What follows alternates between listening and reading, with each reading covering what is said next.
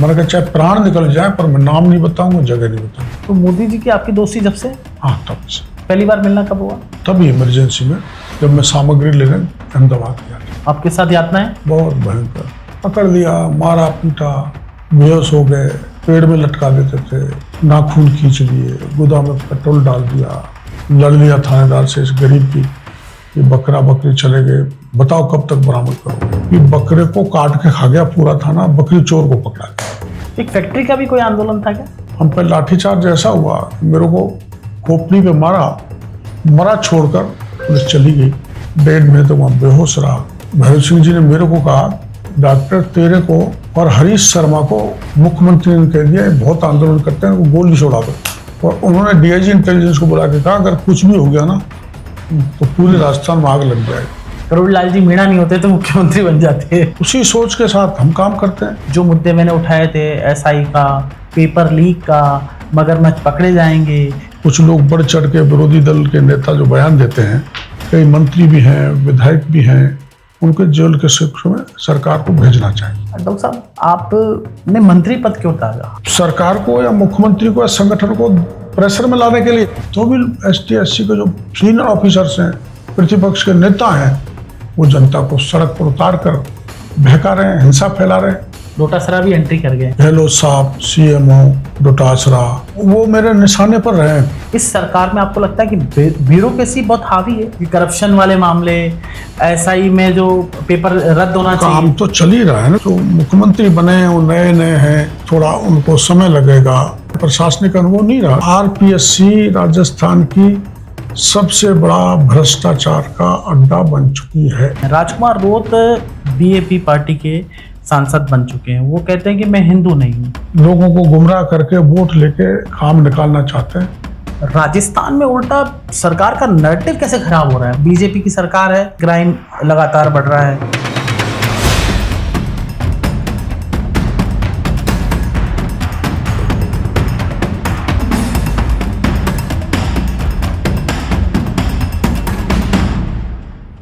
नमस्कार, भारत अवतार में आप सभी का स्वागत है। मैं जितेश जेठमलानी। खास पॉडकास्ट में हमारे साथ मौजूद है डॉक्टर करोड़लाल मीणा, जो कि हमेशा जनता के बीच में रहते हैं और सड़कों पर आंदोलन करते हैं और जनता के लिए लड़ाई लड़ते हैं। डॉक्टर करोड़लाल मीणा जी का बहुत बहुत स्वागत है डॉक्टर साहब आपका। धन्यवाद।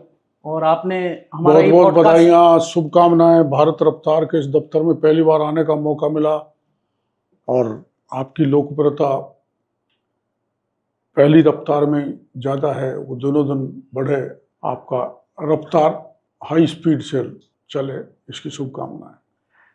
करोड़लाल जी, ये हमने पॉडकास्ट का इनॉग्रेशन ही एक तरह से आपने किया। बहुत सुंदर है। पिंक सिटी जयपुर की थीम, राजस्थान का गौरवशाली अपना जयपुर, उस थीम पर आपने तैयार किया है। राजस्थान का गौरवशाली इतिहास रहा है, हेरिटेज लुक आपने दिए। और रणबांकुरों की धरती है। रणबांकुर की धरती, शक्ति की धरती, भक्ति की धरती, त्याग की धरती, महाराणा प्रताप की धरती और मीरा की भक्ति की धरती है। उस पर आप ये अपना इतना बड़ा डिजिटल प्लेटफॉर्म अपना चैनल चला रहे हो, उसके लिए ढेर सारी शुभकामनाएं। डॉक्टर साहब, इस रणबांकुरों की धरती पर आपकी चर्चा भी बहुत है। आप भी रणबांकुर हैं, लगातार सिस्टम के खिलाफ, जो करप्शन के खिलाफ आप आवाज उठा रहे हैं।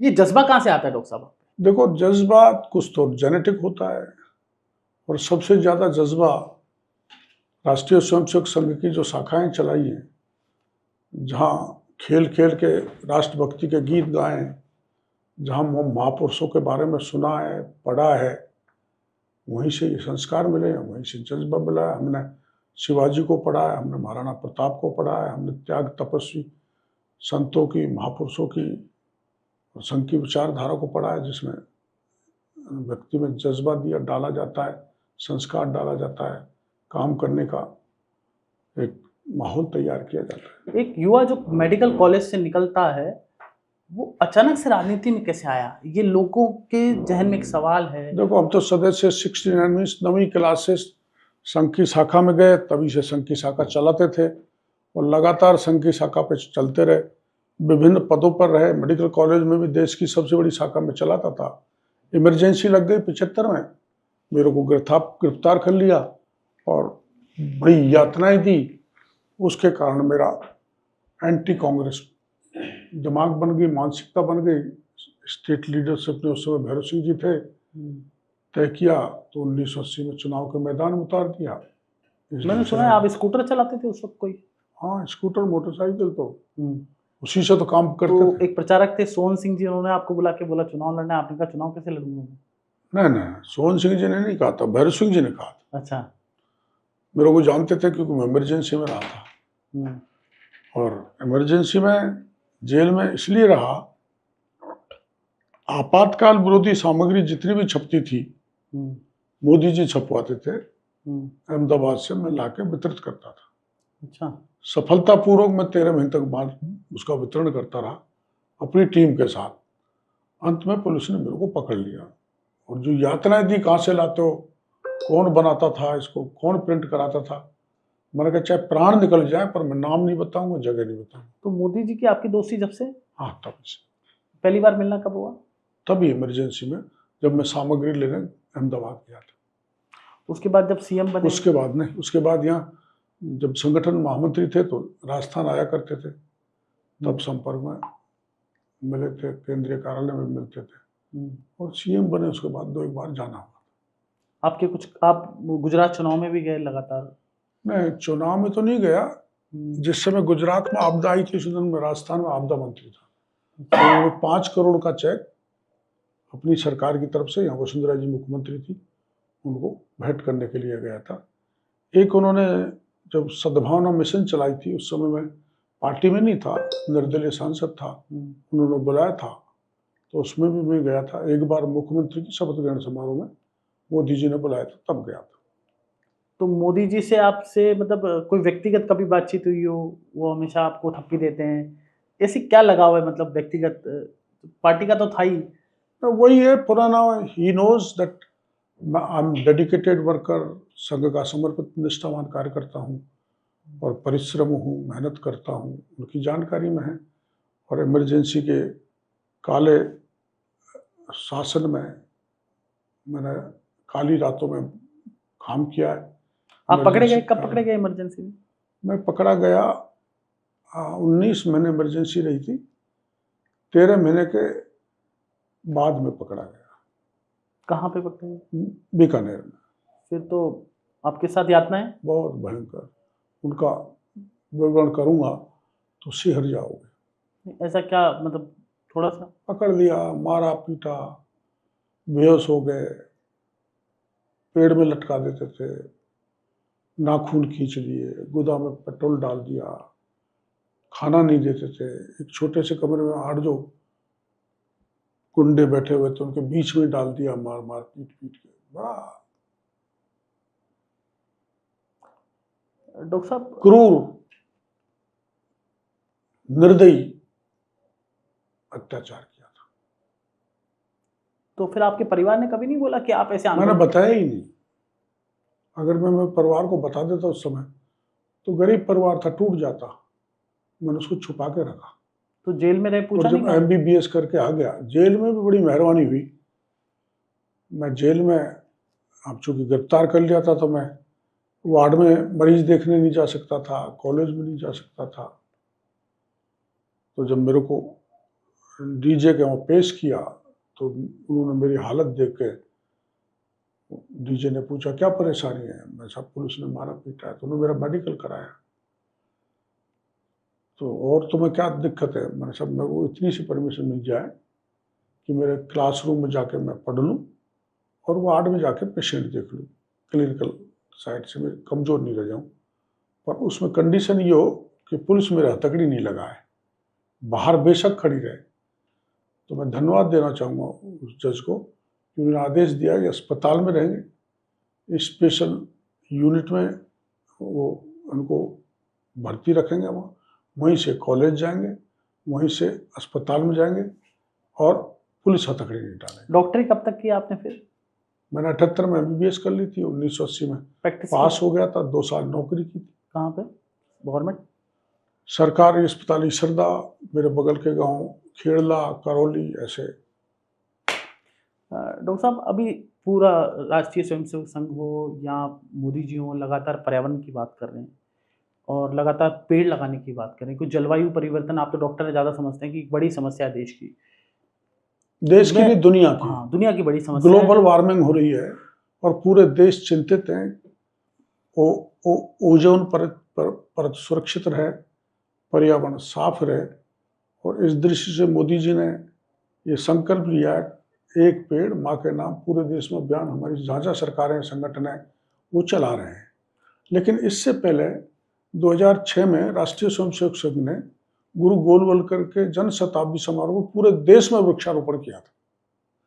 तब से मैं वृक्षारोपण कर रहा हूँ और अब 3 लाख पेड़ जिंदे हैं 13 गांव में, 3 जिलों में। महुआ के बारे में लोगों ने मुझे बहुत बताया है कि महुआ में आपने अपने घर के आसपास बहुत पेड़ मेरा घर नहीं, मेरे गांव और मेरे गांव से आसपास सटे 13 गांव में। अच्छा। आप कभी भी जाके देखो, मैंने पूरे गांव को वृक्षारोपण कर दिया है। तो साहब वो कौन सा किस्सा था, एक मतलब आप कहीं बता रहे थे कि मैं नेता बना, एक थाने में कोई हेजिटेशन हो रहा था कोई वो तो क्या है कि दरअसल मैं एमएलए बन गया था। हमारे हरदेव जोशी जी मुख्यमंत्री थे, भैरव सिंह जी प्रतिपक्ष के नेता थे। तो भैरव सिंह जी ने मेरे को कहा था, देखो तुम्हें आगे बढ़ना है राजनीति में तो ईमानदारी से काम करना, जनता के बीच रहना, कोई भ्रष्टाचार में मत डूब जाना। तो मेरे विधानसभा क्षेत्र के मंडावर थाने में एक गरीब था कलाल, जो रुई धुनता था, और उसके बकरी थी। उसके बकरे को चोर चोरी करके ले गए। तो मैंने कुछ कार्यकर्ताओं को लेकर थाने पर पहुंच गया मंडावर पर। मैं लड़ लिया थानेदार से, इस गरीब की ये बकरा बकरी चले गए, बताओ कब तक बरामद करोगे। तो थानेदार ने कहा कि मैं 2 दिन में बरामद करूँगा। 2 दिन आपकी तरफ से और 3 दिन मेरी तरफ से। 3 दिन में बरामद नहीं हुए तो मैं आंदोलन करूँगा। और बाद में पता लगा उन्होंने बरामद भी कर लिया बकरा बकरी, लेकिन ये भरोसा नहीं होगा कि बकरे को काट के खा गया पूरा थाना, बकरी चोर को पकड़ा गया। ओहो। इस बात को लेके हम पर फायरिंग हुई, हमने विरोध किया, पुलिस की गोली, सब बीत गई, खत्म हो गई। लेकिन हम खड़े रहे अडिग, इस संकल्प के साथ अगर हम पीठ दिखाकर भागेंगे तो हम उस गरीब के साथ धोखा देंगे जिसका अन्याय हुआ है। इसलिए अभी भी युवा आपके लिए कहता है राजस्थान में कि पीठ दिखा। फिर मैंने भैरव सिंह जी को फोन किया, मैंने सब इस ढंग से, हम आपने मेरे को कहा था गरीब के लिए लड़ो, भ्रष्टाचार के खिलाफ लड़ो, और मेरे पर तो गोली चल गई। तो उनका 1 दिन का समय देता हूँ, 2 दिन का समय देता हूँ, तुम कितने लोग इकट्ठे कर सकते हो। मैं साहब 10,000, 5,000 तो कर दोगे। तो मैंने 20,000 लोग इकट्ठे कर दिए। भैरव सिंह जी बस में 32 विधायकों को लेके, 32 में से 26 विधायकों को लेके मंडावर थाने पर गए और 3 दिन तक वहां बैठा रहे, जब तक पूरा थाना सस्पेंड नहीं हुआ, एसपी कलेक्टर हटे नहीं और गरीब को पैसे मिले नहीं। ऐसे नेता होते थे पहले, उन्हीं से प्रेरणा लेके मैं अब तक चल रहा हूँ। एक फैक्ट्री का भी कोई आंदोलन था क्या? फैक्ट्री का तो बहुत बड़ा आंदोलन वर्षों तक चला था, और वो एशिया की सबसे बड़ी फैक्ट्री थी सवाई माधोपुर। उसका आंदोलन मैंने उठाया था, पूरी पार्टी पूरे राजस्थान में उठा था। 1.5 महीने तक हम मुख्यमंत्री का ये सिविल लाइन का फाटक घेर के रहते थे। मुख्यमंत्री को दूसरे दरवाजे से जाना पड़ता था, पर वो फैक्ट्री हम चला नहीं पाए। उस फैक्ट्री के दौरान हम पे लाठीचार्ज ऐसा हुआ कि मेरे को खोपड़ी पे मरा छोड़कर पुलिस चली गई। उस समय मेरे को फिर एम्स ले गए, 1.5 महीने तक वहाँ बेहोश रहा। बाद में मेरे को अमेरिका भेजा गया, और माननीय सोहन सिंह जी जो हमारे संघ के बड़े पदाधिकारी थे, उन्होंने चिंता की। उसके बाद अमेरिका 2 बार है, लेकिन कभी कभी वो बीमारी जोर दे देती है। क्या होता है? गरीबों के लिए चक्कर आ जाते हैं। फिर आपको डर नहीं लगता, इतने आंदोलन कर लेते हैं? ना, एक बार भैरव सिंह जी ने मेरे को बुलाया। अभी आप पूछ रहे हैं, गोपाल शर्मा जो विधायक हैं, तो महानगर टाइम्स के मालिक हैं, वो भी वहीं बैठे हुए थे। और भैरव सिंह जी ने मेरे को कहा कि डॉक्टर तेरे को और हरीश शर्मा को मुख्यमंत्री ने कह दिया बहुत आंदोलन करते हैं, वो गोली छोड़ा दो। मैंने कहा साहब मैं पीछे थोड़ा हट जाऊंगा, ये तो अकाट्य सत्य मृत्यु। तो जब मैंने ये जवाब दिया तो भैरचूली में तब देखने लगे, और उन्होंने डीआईजी इंटेलिजेंस को बुला के कहा अगर कुछ भी हो गया ना तो पूरे राजस्थान में आग लग जाएगी। एक तो वो लीडरशिप थी जो हमको इतना सपोर्ट करती थी, उन्हीं का दिया हुआ आसरा है, संस्कार है, जो संघर्ष करने का मादा अभी तक जिंदा है। डॉक्टर साहब, लोग जानना चाहते हैं, उत्सुक है, जननेता है, आप हर युवा गरीब की आवाज़ उठाते हैं, हर पिछड़े की आवाज़ उठाते हैं, लेकिन आप तक इस आंदोलनों में आप तक कितने केस दर्ज हो गए आप पे? मैं अभी तक 583 आंदोलन कर लिए और 138 राजनीतिक द्वेषभाव से मुकदमे लग गए। 138 केस आप पे लग चुके 38 लग गए, 17 बार जेल गया हूं और 28 बार गिरफ्तारी हुई, जिसे गिरफ्तार करके छोड़ दिया। कभी गोलमा जी लड़ती नहीं है आपसे? ना, वो पूरे परिवार के बारे में, पूरा परिवार इस बात से संतुष्ट है कि लड़ता है तो गरीब के लिए लड़ रहा है, परमार्थ के काम कर रहा है, इसलिए घर वाले, माता पिता, भाई बहन, परिवार ने कभी नहीं टोका। आज जब कभी भयंकर लाठीचार्ज हो जाता है, बीमार हो जाते हैं, गिरफ्तारी हो जाती है, तो दुख जरूर होते हैं, भाई कहाँ कैसे, पर वो मेरे को कभी टोकते नहीं। उन्होंने सपोर्ट किया मतलब हमेशा गोलमा जी ने? पूरे परिवार ने, पूरे परिवार खूब सपोर्ट।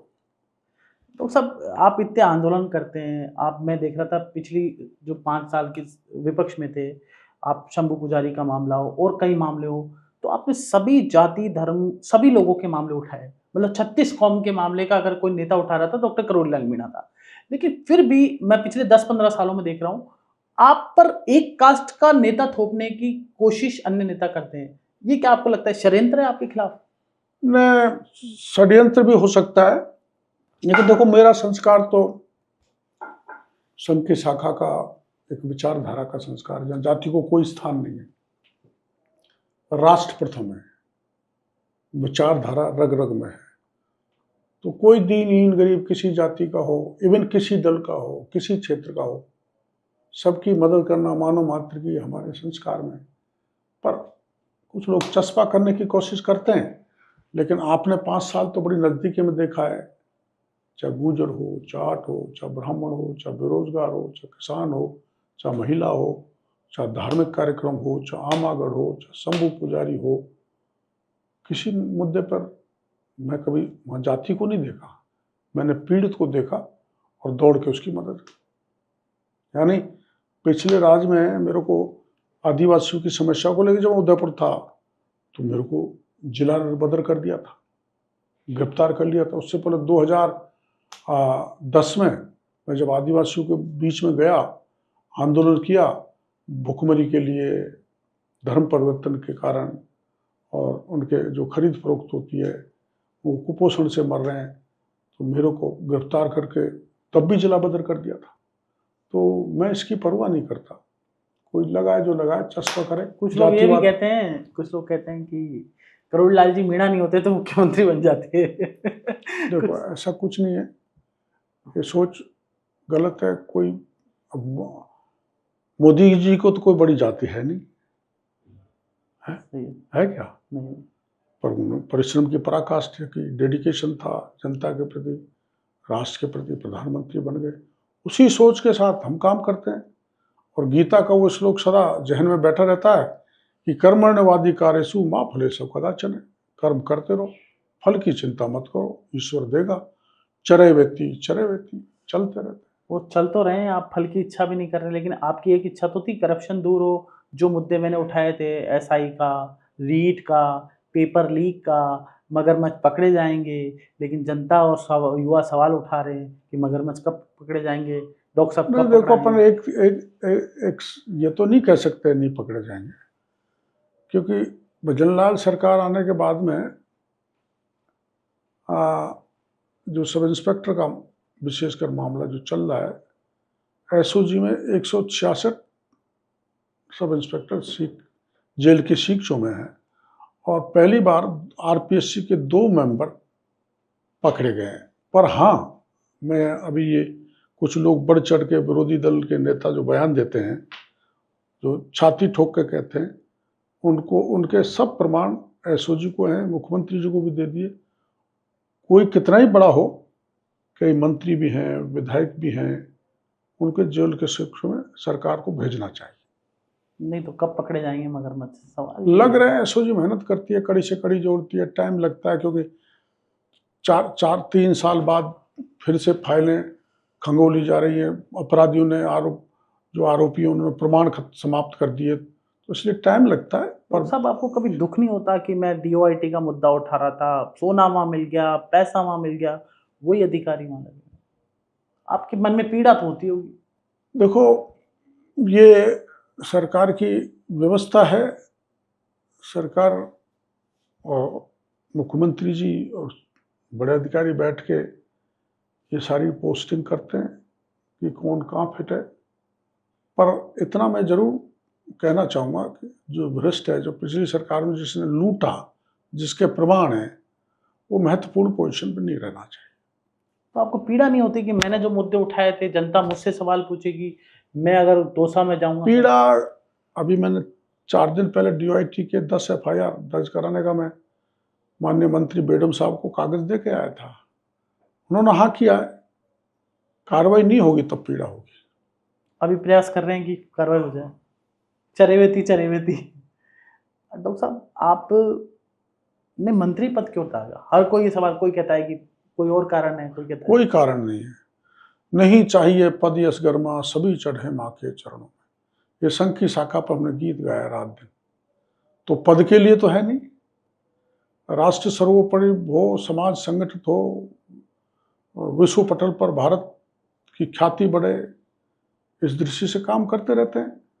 लेकिन ये कोई सरकार को या मुख्यमंत्री को या संगठन को प्रेशर में लाने के लिए इस्तीफा मैंने नहीं दिया है। देना हो तो मैं पहले ही दे देता। मेरे पद जो भाई मेरा ये विभाग कट गया, फलाना हो गया, कमजोर दे दिया, पर जो दे दिया उसमें काम करते रहना चाहिए, मेरी प्रवृत्ति रही है। तो पर 3-4 सीट में मैंने, मोदी जी आए थे उससे पहले भी, उनके बाद भी मैंने ये कहा था अगर सीट हार गए, करौली, सवाई माधोपुर, दौसा, तो मैं मंत्री पद से इस्तीफा दे दूंगा। तो 45 साल से जिन लोगों के बीच में मैंने काम किया और ऐसी परिस्थिति में पार्टी को रिजल्ट नहीं दिला सका, तो ये तो मेरा दोष है, पार्टी का दोष नहीं है, न मुख्यमंत्री का है, न सेंट्रल लीडरशिप का है। तो मैंने जब जनता के बीच में बोला तो वचन की पालना होनी चाहिए, इसलिए मैंने इस्तीफा दे दिया। तो जनता ने तो विधानसभा चुनाव में तो आपकी बात मानी, आपके कारण ही कहते हैं पूर्वी राजस्थान में बहुत सारी सीटें आई। आपने खुद ने भी एक दिन मुझे कहा मानी, लेकिन देखो ऐसा है, जब प्रतिकूल परिस्थिति हो और जब माहौल देश में ये बिगाड़ा गया हो कि आरक्षण खत्म हो जाएगा, संविधान को मोदी जी मिटा देंगे, ऐसी विषम परिस्थितियों में जहां नरेटिव ये गढ़ा जा रहा हो बीजेपी के खिलाफ, मोदी जी के खिलाफ, और उस वैसी विपरीत परिस्थितियों में हम वोट नहीं दिला सके, क्योंकि हमने तो विपरीत परिस्थितियों में जनता के लिए काम किया है। न दिन देखा, न रात देखा, न धूप देखी, न बरसात देखी, न ओला देखा, न पहाड़ देखी, न नदी देखी, न रेल, सब काम किए। उस जनता ने हमारी बात पे भरोसा नहीं किया, इसका मेरे को दुख है, खेद है, इसलिए इस्तीफा दे। सर, आपका एक बयान बड़ा वायरल हुआ करुणलाल जी कि आरक्षण के, जो आपने बोला आरक्षण पर कि मेरा भाई, देखो मोदी जी को और बीजेपी को आमतौर पर बदनाम किया जाता है। पूरे देश में अभियान चल रहा है कि बीजेपी रही तो आरक्षण खत्म कर देगी, मोदी आरक्षण खत्म कर देगा।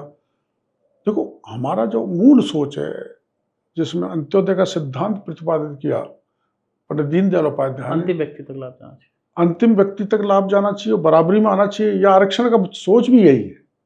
डॉक्टर आरक्षण का, हाँ, आरक्षण का आधार यही है। हमारा ये सोच है। तो अटल जी ने रिजर्वेशन बढ़ाया, मोदी जी ने 29 तक बढ़ा दिया, तो रिजर्वेशन खत्म करने का कोई सवाल ही नहीं उठता। लेकिन फिर भी सुप्रीम कोर्ट ने वर्जन दिया, कोई आदेश नहीं था सुप्रीम कोर्ट का कोई कि भाई सुप्रीम कोर्ट ने ऑर्डर दिया है ना, वर्जन था कि भाई क्रीमी लेयर लागू होनी चाहिए। जब वो ओबीसी में है तो एसटी एससी में भी होना चाहिए, वो वर्जन था। प्रधानमंत्री जी ने कैबिनेट मीटिंग बुला दी, मना कर दिया भाई ओबीसी हम कोई क्रीमी लेयर लागू नहीं करेंगे। उससे पहले मैंने एक बयान दिया था, पार्टी के स्टैंड से पहले, जो मैंने मेरे गांव में देखा या जो मैं गांव में देखता हूं कि खाई बहुत है, खाई चौड़ी है। मेरे बगल में जो मकान है उसका जैसा मकान है वैसा ही हमारा 45 साल पहले मकान था। वही झोपड़ी टूटी फूटी पाटौर। तो मेरी तो हवेली बन गई वहां। मैं डॉक्टर बन गया, एमएलए बन गया, एमपी बन गया, मंत्री बन गया। मेरा भाई आरएस सुपर टाइम स्केल का हो गया, भतीजा एमएलए बन गया, गोल में मंत्री बन गई, वेल टू डू है। और वो मेरा जो पड़ोसी है पहले पत्थर फोड़ता था, जो मेरी उम्र का है, अब उसके बेटे पत्थर फोड़ रहे हैं। तो मेरा कोई आरक्षण का विरोधी नहीं हूं मैं, ना मैं हूं ना मोदी जी ने बीजेपी है। पर जो भावना सुप्रीम कोर्ट की थी वो मैंने व्यक्त की थी एक बड़ी सभा में कि वो पत्थर फोड़ने वालों को with in the ST, with in the SC, जो बिल्कुल निचले पायदान पर खड़े हैं, जिनकी हालत बड़ी खराब है, रोज कोई कमा को नहीं मिले तो भूखे मरते हैं, उनको बराबरी में लाओ, ये मैंने कहा था। तो आपको लगता है कि ये जो आपने कहा कि एसटी में भी सबसे पिछड़ा व्यक्ति है उसको लाभ मिला, अच्छी बात है, तो इसका आपको लगता है कि जन चेतना होनी चाहिए, जन जागृति होनी चाहिए? मैंने क्या है दरअसल में suppose I am the gazetted officer, ऐसे 4 गजेटेड ऑफिसर हैं, वो पूरे गांव को बहका देंगे रिजर्वेशन खत्म हो रहा है, हम एमएलए एमपी बहका देंगे रिजर्वेशन खत्म हो रहा है। तो जो पीछे नीचे का आदमी उसको तो कोई पता ही नहीं बेचारे को, उसको ये पता नहीं हमारा नुकसान हो रहा है इनके साथ खड़ा होकर विरोध करने में, पर वो कर रहे हैं, रिजर्वेशन खत्म हो रहा है। उनको ये भी पता नहीं है भाई सुप्रीम कोर्ट ने जो वर्जन दिया है वो ये दिया है जो पंडित दीनदयाल उपाध्याय ने कहा था, नीचे पायदान में सबसे पीछे जो खड़ा है उसको बराबरी में लाना है। हमको बहका के उसके बाद भी जब मोदी जी ने ये मना कर दिया कि भाई क्रिमिनल लागू नहीं होगी, तो भी एसटी एससी के जो सीनियर ऑफिसर्स हैं, प्रतिपक्ष के नेता हैं, वो जनता को सड़क पर उतार कर बहका रहे हैं, हिंसा फैला रहे हैं और गुमराह कर रहे हैं। जबकि ऐसी कोई बात है नहीं कि संविधान खत्म होगा, आरक्षण खत्म होगा, केवल राजनीतिक फायदे के लिए। ऐसा नहीं करना चाहिए। तो आपको लगता है कि कांग्रेस के लोगों ने और कुछ वामपंथी दलों ने, समूचे प्रतिपक्ष ने, कांग्रेस ने, सारे कांग्रेस के एमएलए एमपी राजस्थान में आंदोलन करा के बहका हुआ है। तो आंदोलन वही करा रहे हैं जिनकी पीढ़ी में बड़े बड़े अफसर हैं, और वो जो क्रीम खा चुके वो नहीं चाहते दूसरा के इस क्रीम को खाए। सर उन्होंने एक बात फैलाई, आरक्षण खत्म होगा, संविधान खत्म होगा। आप कह रहे हो भ्रामक बात थी और मोदी जी ने भी कह दिया। क्या उस समय बीजेपी की आईटी सेल या बीजेपी के लोग उस तरह से जवाब नहीं दे पाए, या फिर नैरेटिव पहले से चला गया था उसके बीच में, ये नैरेटिव गड़ गया था, या फिर नैरेटिव को तोड़ नहीं पाए आप लोग? ना देखो, प्रधानमंत्री जी ने खूब बयान दिया कि अगर डॉक्टर अंबेडकर भी जन्म ले ले इस धरती पर, वो भी क्या आरक्षण को खत्म करो तो आरक्षण खत्म नहीं। इससे बड़ा कोई आश्वासन प्रधानमंत्री जी का नहीं हो सकता। लेकिन नैरेटिव ही ऐसा गढ़ा गया जो लोगों के दिमाग में ये बैठ गया, ना ये तो गलत, मोदी जी अगर बन गए तो एसटी एससी मारी जाएगी। ऐसा पहले से प्री प्लान था, विरोधी थे मोदी जी के, संघ विचारधारा के, और एसटी एससी को तो आप जानते हो पहले कांग्रेस ऐसे वोट बैंक मान के चली है, तो उन्होंने अपने वोट बैंक को, पुराने वोट बैंक को बहका के खिसका दिया, फिर चुनाव को जातिवाद में ले गए। 2014-2019 में राष्ट्रवाद के नाम पर चुनाव हुआ, देश के मुद्दों को लेकर चुनाव हुआ, और अगर वही चीज चलती रहती तो कांग्रेस को कभी कुछ नहीं मिलता। कांग्रेस इस बात को भुनाने में सफल रही है कि कैसे एसटी एससी माइनॉरिटी तो पहले से डरा ही रखा था कांग्रेस ने। तो ये एक फार्मूला जो कांग्रेस पुराने समय से अपने लेके सत्ता में आने की कोशिश कर रही थी, उसको भुनाने में कांग्रेस से प्रतिपक्ष सफल रहा, और हम जनता को वैसे ही नहीं समझा सके। जिसे कृषि बिल तीनों बहुत अच्छे थे, किसान के भले के थे, लेकिन उसमें भी नैरेटिव ऐसा गढ़ा गया तो सरकार को बैकफुट पे आना पड़ा। हाँ, मैं मानता हूँ हमारे संगठन या जो हमारा तंत्र है संगठन का, वो इस बात में जनता को समझाने में सफल नहीं रहा। सर कांग्रेस पार्टी में अभी पहले तो 2 खेमे थे, पायलट खेमा और गहलोत खेमा, जब आप विपक्ष में थे। अब 3 खेमे हो गए। डोटासरा भी एंट्री कर गए हैं और वो लगातार आप पे प्रहार भी कर रहे हैं डोटासरा जी। वो कह रहे हैं कि कभी क्या कहते हैं आपके लिए, कभी क्या कहते हैं। देखो, वो मेरे निशाने पर रहे हैं। गहलोत साहब, सीएमओ, डोटासरा, सुभाष गर्ग, कुछ ब्यूरोक्रेट्स, तो उनको मौका मिलेगा तो क्यों चूकेंगे। तो लोकतंत्र है, कहते रहो। मैं वो अच्छी भाषा में जवाब नहीं देना चाहता। वो जो कुछ भी कहे लिखें। आपने तो उस वक्त आरोप भी लगाया था कि डोटासरा के परिवार में भी आरएस एग्जाम में इतने नंबर आ गए। अब वो आरोप कहाँ है? अब वो भजन लाल जी जांच कराएंगे तो पता लगेगा। और सर आपकी सरकार है और लोग ये सवाल उठाते हैं कि चाहे और भी आपके मंत्री हों, राज्यवर्धन राठौड़ भी उस दिन थाने में गए, आप भी कई बार, आज भी आप पीएचक्यू वगैरह जाते हैं मंत्री को, तो सर आपकी सरकार है फिर भी आपको अधिकारियों के पास जाना पड़ रहा है, एसओजी के पास नहीं, जाना? ऐसा नहीं है। आपके पास अधिकारी आने चाहिए। ना ना ना, देखो, मैं अभी तो क्या है कि मैं I am not the minister, मैंने मंत्री पद से इस्तीफा दे रखा वो है। तो एक्सेप्ट ही नहीं तो कर रहे। मेरे को कोई हिचक नहीं है, मैं आपके ऑफिस में ही आ गया। ऐसे किसी का काम, कल वो हमारे 900 एनिमल हस्बेंड्री की वैकेंसीज निकली थी, तो उसमें ST SC के बैकलॉग को इग्नोर कर दिया, तो उनको लेके कल चीफ सेक्रेटरी को गया था। क्या दिक्कत है? तो मैं प्रोटोकॉल जैसी चीज में भरोसा नहीं करता। किसी का काम है तो चलो काम कराओ। क्या पर अभी मैं मंत्री नहीं हूँ, चूंकि मैंने इस्तीफा दे रखा है, तो मेरे को किसी प्रकार का हेजिटेशन नहीं है। किसी दीन दुखिया के काम कराने के लिए जाने की दृष्टि से मैं जाता हूँ। सर आपको लगता है कि भैरव सिंह जी की सरकार थी, वसुंधरा जी की सरकार थी, उन दोनों में आपने काम किया है, इस सरकार में आपको लगता है कि ब्यूरोक्रेसी बहुत हावी है सिस्टम पर, नेताओं कहने पर? की बातें ऐसा नहीं है। अभी क्या कि जो मुख्यमंत्री बने हैं वो नए नए हैं, थोड़ा उनको समय लगेगा। लगता भी है, चूंकि कभी MLA MP या प्रशासनिक अनुभव नहीं रहा, तो उसमें मुख्यमंत्री का दोष नहीं है। वो प्रयास कर रहे हैं और आप देख रहे हो ज़्यादा से ज़्यादा कार्यक्रम ट्यूरिंग करते हैं, जनता के बीच में जा रहे हैं। तो अभी समझने में समय तो लगता है। 9 महीने निकल गए सर, समय गुजरते गुजरते 11 सीटों का नुकसान हो चुका है। कब तक ये समय रहेगा? उसके लिए क्या कि अकेले मुख्यमंत्री जिम्मेदार नहीं है। अच्छा। देश भर में माहौल ऐसा बन गया था। कुछ लोगों के टिकट हमारे जो काट दिए गए थे।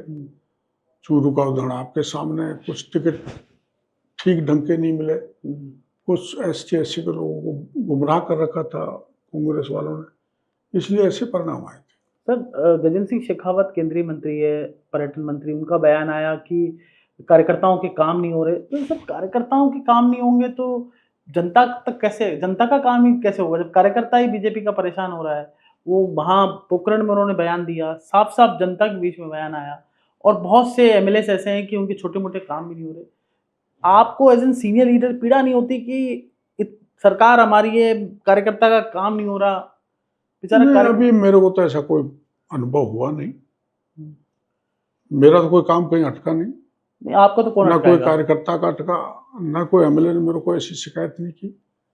पर गजेंद्र सिंह जी ने कहा होगा तो कोई पीड़ा होगी। मेरे को पीड़ा होगी जब भी मैं खुले में गजेंद्र सिंह जी की तरह बोलूंगा, पर अब ऐसी बात मेरे सामने नहीं आई। ये तो पीड़ा है ना सर कि करप्शन वाले मामले, SI में जो पेपर रद्द होना चाहिए। काम तो चल ही रहा है ना। देखो, RS का पेपर हमने पोस्टपोन किया सरकार आते ही, SI का, और SI का देखो SOG और PHQ ने लिख दिया है भाई, ये विचार किया है सरकार।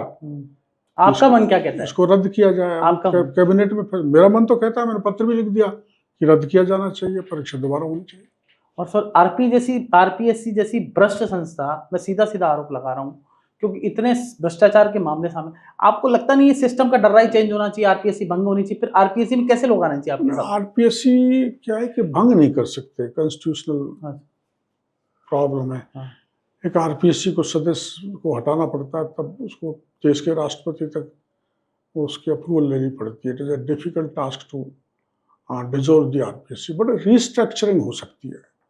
तो शायद सरकार उस पर रीस्ट्रक्चरिंग कर रही है। मेरी मान्यता ऐसी, आपके चैनल के जरिए मैं कहना चाहूँगा कि राजनीतिक वो दखल चलता है आरपीएससी में, मन चाहे जिस व्यक्ति को मेंबर बना दिया जाता है, चेयरमैन बना दिया जाता है, ये गलत परंपरा है। यूपीएससी में जैसे मेंबरान होते हैं तो वहाँ पता भी नहीं लगता, किसी दल किसी नेता का नाम उस पर चस्पा भी नहीं होता, उस ढंग से सिलेक्शन होना चाहिए, चयन होना चाहिए, जिससे आरपीएससी निष्पक्ष बनी रहे।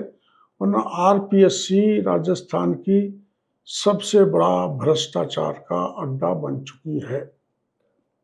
आप खुद कह रहे हैं भ्रष्टाचार का अड्डा, तो आपको लगता है कि कैसे, मतलब इसका चयन कैसे हो? पॉलिटिकल लोग नहीं आने चाहिए? नहीं नहीं नहीं, पॉलिटिकल लोग की मैं बात नहीं कर रहा, कौन आए कौन नहीं आए, पर जो selection of the members and chairman should be like UPSC. Sir, ये ईओआरओ परीक्षा का भी लगातार आपसे युवा मैं सोशल मीडिया पे देखता हूँ मांग उठा रहे हैं, उनका भी पेपर लीक हो गया और आरपीएससी के 2 मेंबर्स का भी नाम सामने आया था, हालांकि एसओजी ने फ्री कर दिया उनको, संगीता आर्य और एक कुमार विश्वास की पत्नी। तो ये जो नाम सामने आए, सरकार आते ही लोगों युवा कह रहे हैं कि इनको क्यों फ्री कर दिया, फिर ये यूआरओ की भर्ती परीक्षा क्यों नहीं रद्द हो रही। तो ये आपसे भी एक अपेक्षा है, क्योंकि आपने मुद्दा उठाया, आप लगातार यूथ की मांग उठाते हैं, तो आपसे एक युवाओं की एक मांग देखो, है। मैं अपेक्षा पे खड़े उतरने की कोशिश कर रहा हूँ। सब इंस्पेक्टर का पेपर चूंकि मंत्री पद से इस्तीफा दे रखा है, इसलिए कैबिनेट में नहीं गया, तो मैं कैबिनेट में नहीं जा सकूंगा, तो मैंने पत्र लिख दिया भाई ये रद्द होनी चाहिए। और सने सने जो आरएस का मामला है वो भी मैंने पत्र 1-2 दिन में लिखने वाला हूँ। उसमें भी 2018 आरएस परीक्षा में और 2021 आरएस परीक्षा में जबरदस्त सिलेक्शंस में आरएस के में पेपर्स में गड़बड़ी हुई है, उसके प्रमाण भी देने वाला हूँ। तो जो जो चीज़ मेरी निगाह में आ रही है, पिछले राज्य में मैंने उठाई है, हर चीज़ में मुख्यमंत्री जी और सीनियर ऑफिसर की जानकारी मैं दे रहा हूँ, देता रहूँगा। लोग ये कह रहे हैं कि जैसे डिम्पल मीणा का मामला था कि सर, डॉक्टर साहब आपके समाज का मामला है और एक दलित आदिवासी का मामला है, उसको डिम्पल का मामला का जो शुरुआती दौर था, उस समय घटना हुई थी, उसके 20 दिन बाद मैंने आईओ से बात की थी, तो उसने उसको गलत बताया था। उसको जो है किसी ने मारा हो या रेप किया हो, ये पूर्णतः असत्य है। तो चूंकि असत्य था, मेरे को तथ्य पता थे, तो मैं उस आंदोलन में साथ नहीं लगा। फिर भी लोग लगे रहे, तो आज 50 मीणा समाज के लोग आईजी भरतपुर रैंक, 3 जांच अधिकारी जिन्होंने उसकी जांच की थी, पूरी उन्होंने बैठ के अपने यहाँ जो यातायात का मुख्यालय है,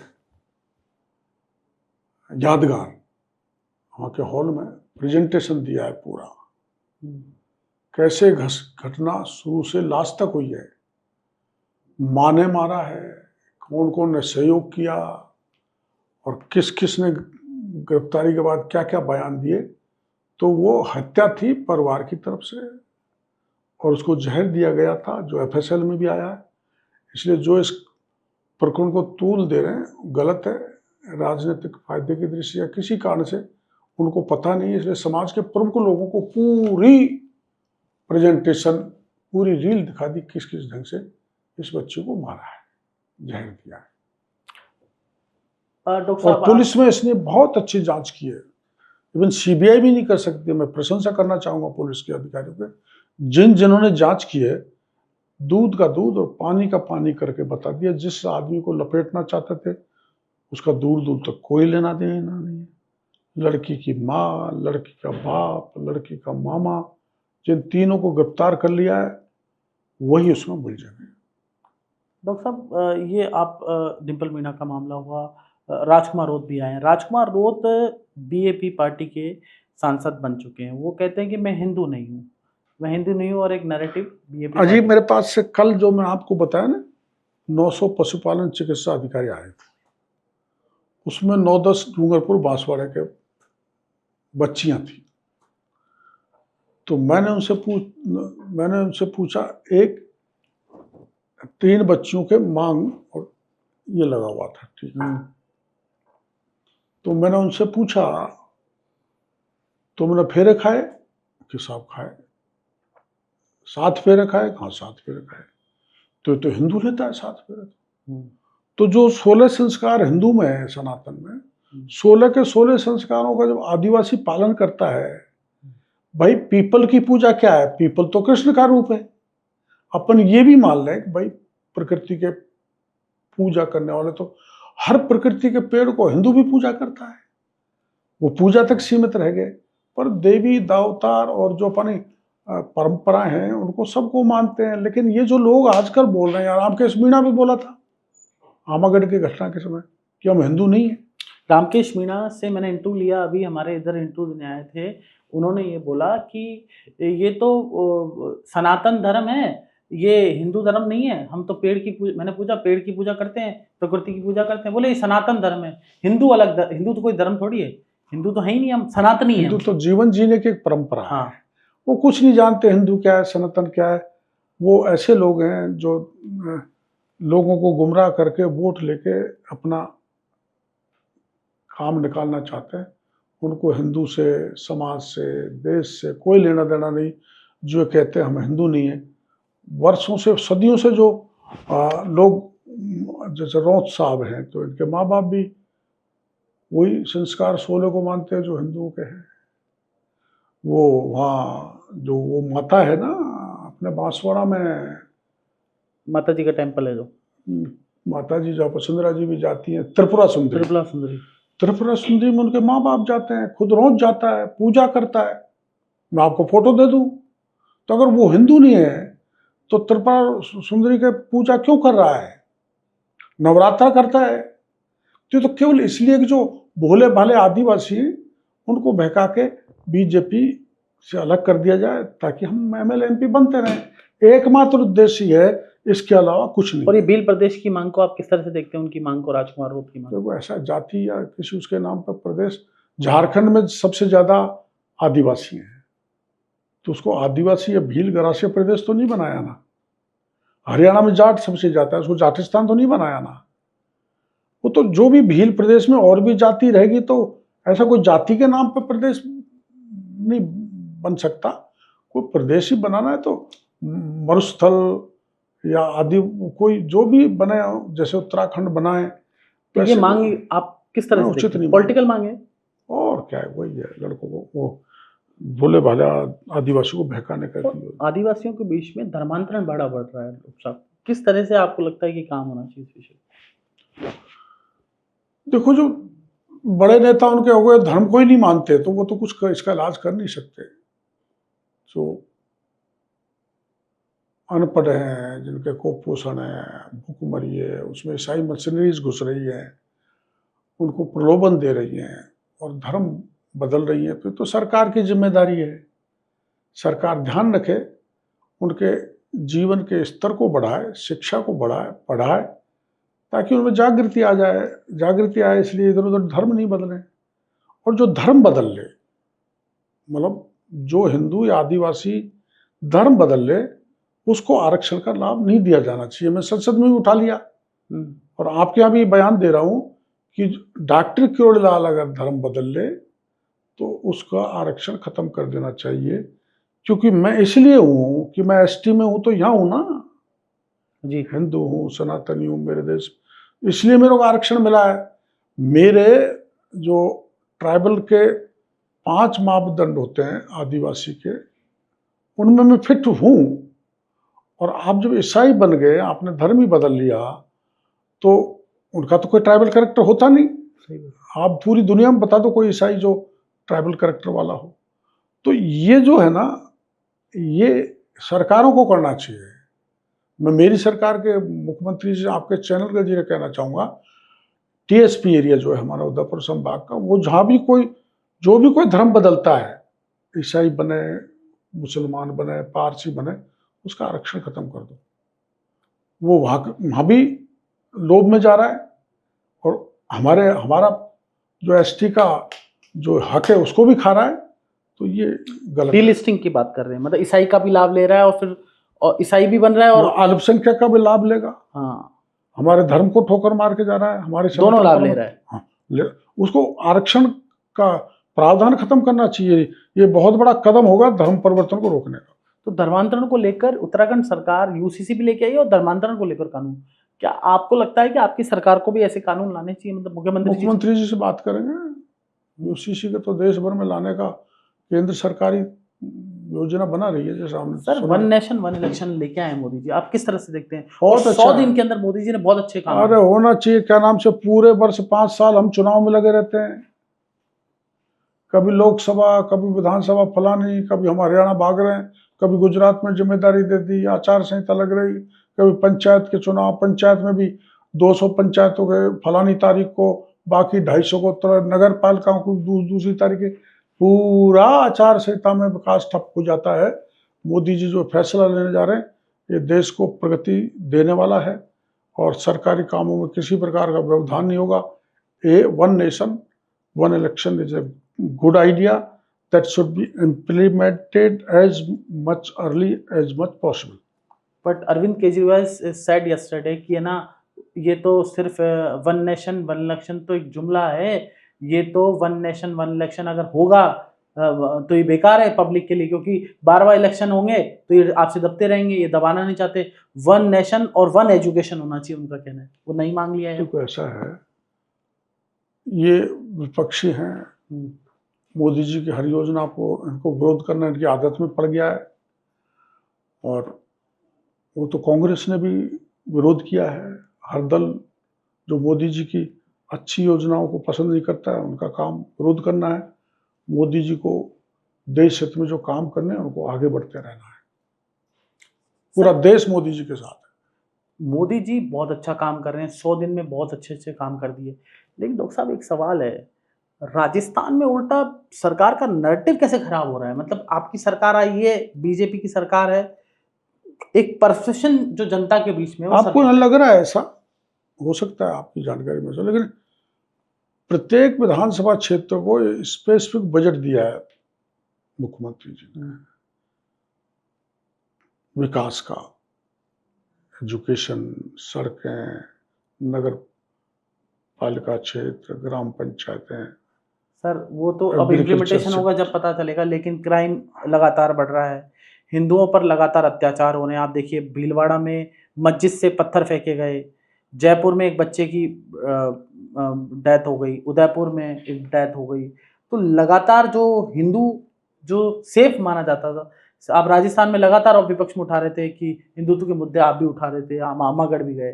लेकिन इस सरकार में आने के बाद ये जो कानून व्यवस्था है वो नहीं संभल पा रही। मतलब जोधपुर में 7 दिन में इतने सारे रेप हो गए 5-6 बच्चियों के साथ में, 1-2 वीक के अंदर ही जोधपुर के अंदर। अच्छा, आप वो चीज़ एक पक्ष देख रहे हो और जो एंटी गैंगस्टर जो वो बना है वो काम नहीं कर रहा। मेवात में पहली बार देश की आज़ादी के बाद जितने अपराध होते थे और साइबर क्राइम हो रहे थे उनको पहली बार आईजी भरतपुर और वहाँ के एसपी ने मिलकर खत्म किया। नहीं किया? बहुत अच्छा काम किया, हम भी खुद बोल रहे हैं। अरे ऐसा अच्छे को भी तो यार गिनाओ आप। अच्छे को तो अच्छा ही बोल रहे हैं हम। अच्छों को तो आप कह रहे हो ना, लाइट और किसी ये हो रही है वो हो रही है। आपने जो वो जहाँ भी संगीन बड़ा अपराध हुआ है, क्या उदयपुर में जो चाकू मारा उस बच्चे को, क्या वो तुरंत पकड़ के उसको मकान को ध्वस्त नहीं किया? तो कुछ अच्छे भी देखो यार। हर चीज़ जो है अपन नेगेटिविटी से देख रहे तो काम नहीं चलेगा। सर अब सचिन पायलट की जो लड़ाई है, कांग्रेस के सवाल पे आते हैं। सचिन पायलट और अब डोटासरा में कंपटीशन शुरू हो गया है, इसको किस तरह से देखते हैं आप? कांग्रेस में 3 कंपटीशन शुरू हो गए हैं। कांग्रेस में तो बहुत कंपटीशन है, हमारे यहाँ ही नहीं है। हमारे यहाँ कंपटीशन होगा तो वो खुले में नहीं आएगा, अनुशासनहीनता नहीं होगी।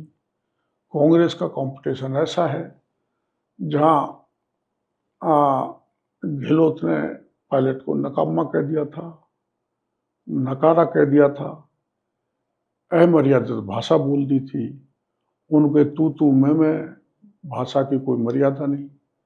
तो वो केवल सत्ता के कुर्सी के लिए लड़ने वाली 3 नहीं, उनके तो बहुत लोग हैं। हमारे यहाँ से कोई सत्ता की भूख लोगों के लिए नहीं है, एक ही है भाई देश मोदी जी की अगुवाई में आगे बढ़े, राजस्थान भी मजबूत हो।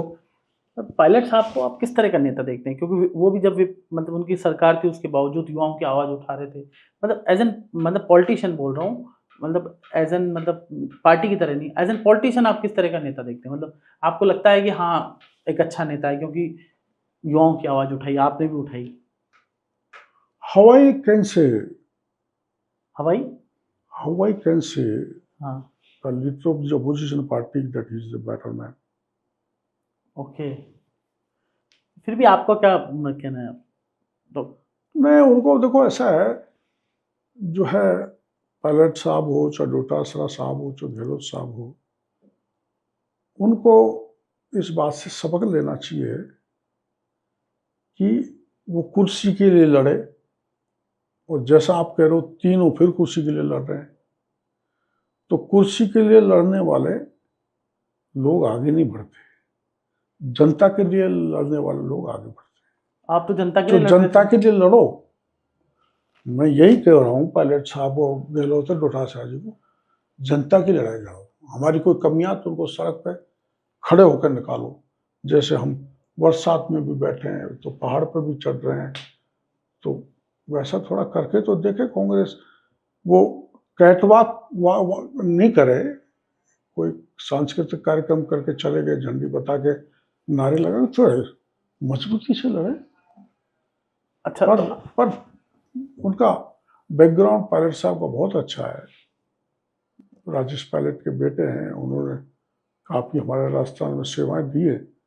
तो वो भी पायलट जो हैं वो कोई अभी तक तो विवाद रहित रहे, कोई विवादों में रहे नहीं, एक बात को छोड़ के कि वो अपने एक बार सरकार को सबोटेज करने पर उतर आए थे। वो भी उनकी मजबूरी थी, तो वो उनका व्यक्तिगत मामला, उसमें नहीं जाना चाहता।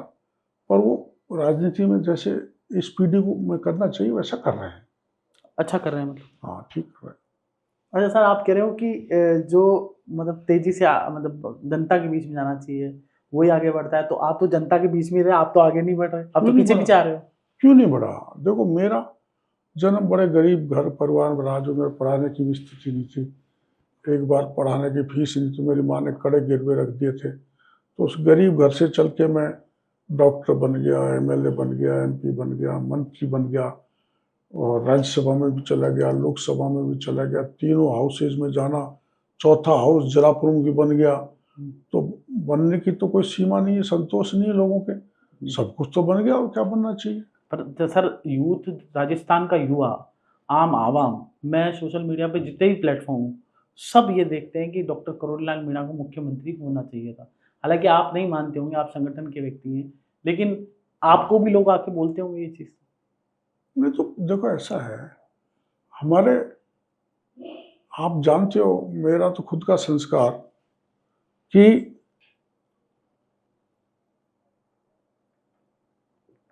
हम राजनीति करते हैं समाज को सुदृढ़ करने के लिए, समाज मानव निर्माण की चरित्र निर्माण के लिए, देश को मजबूत करने के लिए।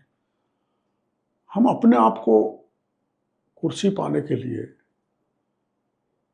कुर्सी की राजनीति करें, वैसा सोच नहीं है हमारा। मेरा तो पर्टिकुलर है भी नहीं, ज्यादातर का नहीं है हमारी विचारधारा। तो पार्टी ने जो चयन किया, क्योंकि हम उम्र भी ढल गई हमारी, तो नए और जवान एनर्जी ऊर्जावान व्यक्ति मुख्यमंत्री बन गए, तो हम उनके साथ काम कर रहे हैं। पर सर, ऐसा कहा जाता है, for come in system, for you, if you want to come in system, system में आने के लिए, सिस्टम में रहने के लिए, मतलब सिस्टम को चेंज करना है तो आपको सिस्टम में रहना जरूरी है। आप सिस्टम का पार्ट तो हैं, मतलब आप पॉलिटिकल पार्ट। सिस्टम को चेंज करना, सिस्टम में रहना जरूरी है। हाँ। तो क्या महात्मा गांधी अंग्रेजों के साथ रहे थे? जयप्रकाश नारायण ने सिस्टम के खिलाफ खड़ा होकर सत्ता परिवर्तन कर दिया था। अन्ना हजारे ने सिस्टम के खिलाफ लड़ाई लड़के पूरे देश को हिला दिया था। ये जो आप कह रहे हो 100% सही नहीं है। तो आप उस राह पे आ गए हैं। नहीं, वो तो राह पे मैं शुरू से उस संस्कार में है। जहाँ भी कोई आप किसी जेपी की राह दी- पे हैं या महात्मा गांधी की राह पे हैं, जो आपने नाम लिए? देखो, ऐसा मैंने उनका नाम इसलिए लिया कि कोई सत्ता में रह के उन्होंने सत्ता से बाहर रह के आज़ादी दिलाई, सत्ता से बाहर रहकर इंदिरा गांधी जैसी लीडर को सत्याच्युत किया, सत्ता से बाहर रह के अन्ना हजारे ने भ्रष्टाचार के खिलाफ मजबूत लड़ाई लड़ी। तो सत्ता में रह के ही सब कुछ नहीं किया जा सकता, सत्ता से बाहर रह के भी किया जा सकता है। सत्ता में रह के तो होता ही है, लेकिन सत्ता से बाहर रह के भी किया जाता है। ऐसे बहुत उदाहरण है। तो ऐसे कहते हैं लोग कि डॉक्टर साहब हमेशा मतलब सत्ता के बाहर ही रहते हैं, ऐसा क्यों सर? आपका क्या ये पेटेंट बन चुका है या आपको देखो, पसंद ऐसा है आता नहीं, सत्ता के बाहर। अब जैसे माना मेरे को लगा कि भाई सब इंस्पेक्टर की जो परीक्षा का पेपर लीक हुआ, उसमें एसओजी की जांच सही दिशा में जानी चाहिए, तो मैंने कोई प्रोटोकॉल की भी चिंता नहीं करी। मंत्री होते हुए भी मैं एडीजी साहब को फ़ोन किया होगा, मैं साहब जहाँ हूँ आप वहाँ जाता हूँ। नहीं, मैं आपके वहाँ आता हूँ इसलिए कि आप कंसर्न अफसर को भी बुला लोगे। तो वहाँ जाके मैंने शिकायत दी। तो सत्ता में रह के भी ऐसा सत्ता को, प्रशासनिक तंत्र को जागरूक किए रखना बहुत जरूरी है। सत्ता की लकीर को पीटते रहने से कई बार गड़बड़ हो जाता है। जैसे गहलोत साहब ने पिछली बार लकीर पीटी, जो एमएलए ने कहा वो दिया, बांटा, भ्रष्टाचार फैला, जो कहा वो किया, तो सत्ता से बाहर हो गए। क्योंकि वो वास्तविकता में 5 साल तक बताता रहा, उन्होंने सुनी नहीं। चाहे पेपर लीक हो, चाहे कानून की स्थिति हो, तो आदिवासियों में भुखमरी का मामला हो, चाहे हिंदू आस्थाओं का मामला हो, किसी पे गहलोत साहब ने नहीं सुनी। अगर वो हमारी बात सुनते तो हो सकता है सत्ता में आ जाते, लेकिन उन्होंने सुनी नहीं, तो सत्ता से बाहर हो गए। तो सत्ता में रहकर कोई जनता की बात नहीं सुनेगा, तो जनता तो ऐसी है कि बड़े से बड़े हाथी को भी मौके पर आके धराशायी कर दे। तो आपको लगता है कि एक जो कहावत है निंदक नियरे राखिए, हाँ, होना चाहिए। निंदक नियरे राखिए, आंगन आंगन कटी छुआए, हर व्यक्ति को रखना चाहिए। तो इस सरकार का आप हैं निंदक? मतलब आप बोल देते हैं, मैंने मैं सुना है। निंदक तो नहीं कह सकता, लेकिन जो बात मेरी नज़र में आती है, संबंधित मंत्रियों को भी कह देता हूँ, मुख्यमंत्री जी को भी कह देता हूँ, अधिकारियों को भी कह देता हूँ। कल ही मैं चीफ सेक्रेटरी के साथ बैठा था, तो मेरे वहाँ एक घटना हुई थी। खिरनी में सरकारी जमीन में एक मीनार बना ली 74 फुट ऊंची। वो मीनार गिर गई और उसके गिरने के कारण एक कोली हिंदू जाति का गुजर गया, मर गया। लोग डेड बॉडी को लेकर वहां बैठ गए। सांप्रदायिक सद्भाव बिगड़ा होता, हिंदू मुसलमान एक तरह से आमने सामने से हो गए। मैं तुरंत पहुंचा और प्रशासन जो इफेक्टिव ऑर्गन होते हैं वहाँ थे नहीं। तो मैं चीफ सेक्रेटरी को कल, मैंने गलत बात है, तो मैंने चीफ सेक्रेटरी को भी टोक दिया। तो जगाए रखना कहाँ किस ढंग की कमी है, लैप्स है, ये हमारी जिम्मेदारी बनती है। आप भी अगर मेरे को आप अच्छा मान के चलते हो, तो कहीं मैं गलत कदम चलता हूँ तो आप मेरे को टोकोगे तो मेरे को बहुत अच्छा लगेगा। डॉक्टर साहब कभी कभी सुधार करो। ऐसा नहीं लगता आपको कि मैं ज़्यादा स्पष्टवादी हूँ तो मेरे को नुकसान हो रहा है, या पॉलिटिकल आपको पहले भी नुकसान हो हम चुका है? कभी देखते ही नहीं है। राजनीतिक फायदे की दृष्टि से मैं काम नहीं करता। फायदा हो चाहे नुकसान हो, मेरे को ये दलित युवती के साथ अगर अत्याचार हो गया तो उसका मुद्दा उठाना है, चाहे 1000 लोग खिलाफ हो जाए, मैं उसमें वोट नहीं देखता। अन्याय हो रहा है तो उसके लिए न्याय करने के लिए लड़ाई लड़ूंगा। तो आपके जैसे भाई है वो भी नाराज हो जाते होंगे, पिछली बार भी टिकट नहीं मिली, टिकट वाला इशू भी चलता है कि जगमोहन जी की बार, वो कभी लगता नहीं घर वाले? मानव का है, नाराज तो होते ही हैं। भाई जगमोहन जी तो खुद लोग कहते हैं, मैं तो दौसा में सुन रहा हूँ, मैंने कहा आप सही, दौसा में लोग कहते हैं कि जगमोहन जी बहुत एक्टिव हैं, बहुत लोगों की सहायता करते हैं। क्या आपको लगता है कि मेरे को 40 साल से कोऑपरेट कर रहे हैं मेरे हर मामले में। राजनीति का आधा हिस्सा वो संभालते हैं, मैं फील्ड में रहता हूँ तो सब लोगों को संभालते हैं। तो काम तो कर ही रहे हैं, तो उसमें क्या दिक्कत है? भाई भाई मिलकर काम कर रहे हैं तो बहुत अच्छा, मेरे को मजबूती मिल रही है। मैं दौसा में जिस घर में गया बोले जगमोहन मीणा को यहाँ से चुनाव लड़ा दो, जीत जाएंगे। मैं जिस दूसरे घर में गया बोले जगमोहन मीणा को चुनाव लड़ा दो।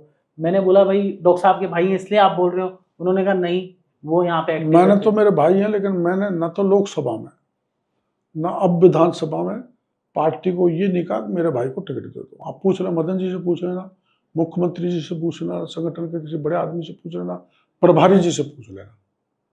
इसलिए नहीं कहा कि जब मोदी जी का ये कहना है कि भाई परिवारवाद से दूर रहो, तुम परिवारवाद से दूर, और पार्टी टिकट देगी तो बहुत अच्छा चुनाव लड़ाएंगे। सर आपका इतना अच्छा विचार है कि आप कह रहे हैं परिवारवाद से दूर हो, लेकिन राजस्थान में कुछ नेताओं के तो पारिवारिक सिस्टम चला रहे हैं पूरा। नहीं तो वो कुछ लोग तो ऐसे हैं जिनकी, जिसे डॉक्टर का बेटा डॉक्टर बन गया, जज का बेटा अगर योग्य जज बन गया तो कोई बुराई की बात नहीं है। अगर कोई राजनीतिक परिवार है उसमें कॉम्पिटेंट कोई व्यक्ति है, वो तो मोदी जी बोलते हैं, हाँ, पर कॉम्पिटेंट नहीं है वो भी चला रहा मैं है। भी बोल रहा हूँ, अब वो एक अलग बात है, तो उनको कभी कभी जनता भी नकार देती है ऐसे लोगों को। तो कॉम्पिटेंट नहीं है वो भी चला रहे हैं, जो 22-23 साल नहीं के चलते, नहीं चलते। वैभव गहलोत 2 बार चुनाव हार गया, हर मतलब कॉम्पिटेंट ही चलेगा। अब आरसीए का अध्यक्ष देखो, अब बहुत सारे नेताओं के बच्चे आ गए आरसीए में। वो अलग इशू है, रहता है। सर आप तो मानते हैं कि हमेशा मैंने तो आरसीए में, मेरा एक भतीजा बड़ा क्रिकेटर है, हाँ मैं जानता हूँ, उसने मेरे को बहुत कोशिश की कि मेरे को तो सवाई माधोपुर से सेक्रेटरी बनवा दो या अध्यक्ष बनवा दो या दौसा से बनवा दो। मैंने सिफारिश नहीं की। आपने साफ मना कर दिया? ना, क्यों? फिर घर में गुस्सा नहीं हुआ?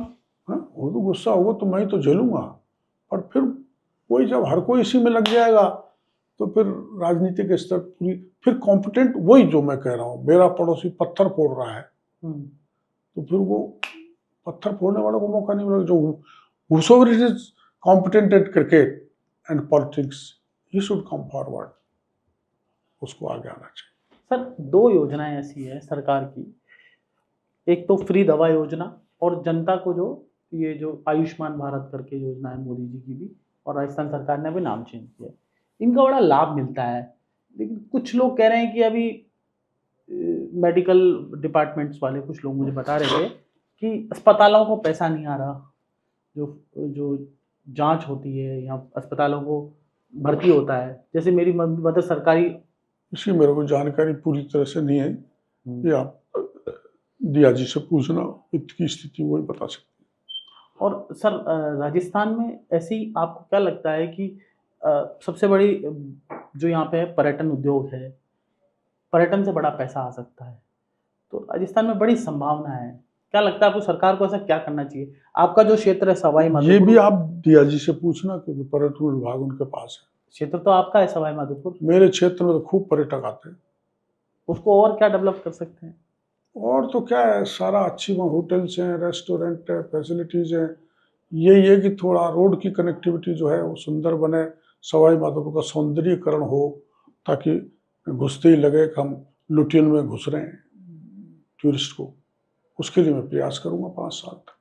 मुख्यमंत्री जी से कहा है भाई इसमें बजट दो, अभी तो दिया नहीं, लगा अगले बजट में लेंगे। हनुमान बेनीवाल को आप किस तरह से देखते हैं? क्योंकि अब चुनाव भी अच्छा है, किसान का बेटा है, बीजेपी का विचारधारा का आदमी था, किसी कारणों से बाहर चले गए और लोगों की लड़ाई लड़ते रहते हैं।